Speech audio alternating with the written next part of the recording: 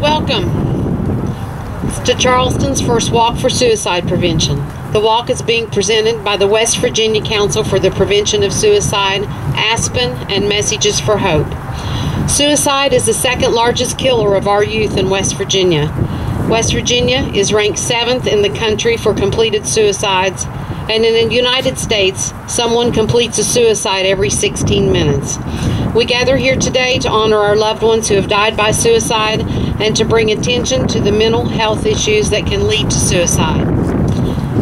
We encourage each of you to learn the warning signs of suicide and how you can help someone who may be at risk. My journey began on May 13th, 2008, when my daughter Amber died by suicide.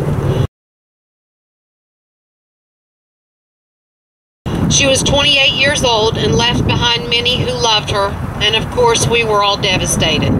It had only been a few short months later when I attended my first suicide prevention walk in Huntington. The first time meeting other survivors, I was not sure what to expect, and I was filled with anxiety as the event neared. The event changed my life, as it was a sign of hope after the devastating loss of my daughter. I saw smiles, heard laughter, shed tears, hugged, and was moved to my very core at the outpouring of love and concern. I saw hope, and I was truly inspired. Many of us here today have shared the devastation of losing a loved one to suicide. As a survivor of suicide, we know that the grief and recovery process is extremely difficult with very little resources available. Just after the funeral, our moral and spiritual values are in question.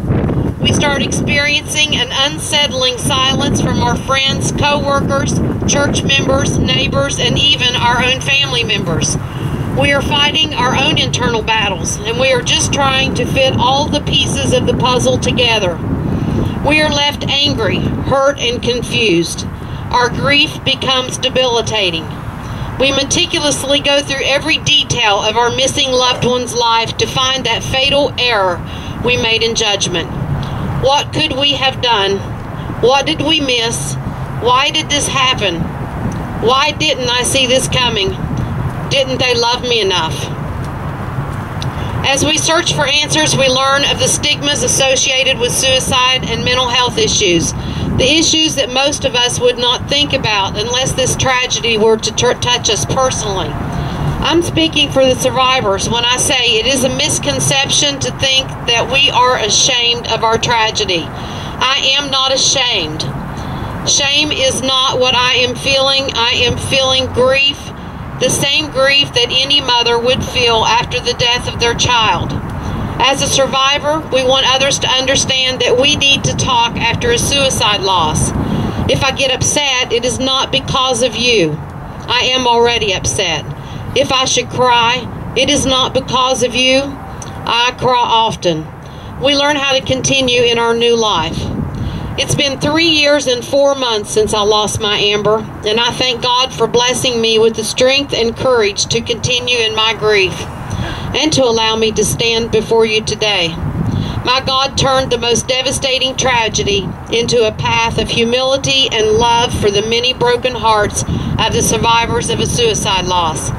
My wish is that God will continue to bless me with the ability to help the survivors in finding a way to regain their strength and spirituality, and in so doing, help others. I believe that suicide can be prevented with the proper care. I'm asking you today to reach out to those you know who are going through something difficult and show them that you care.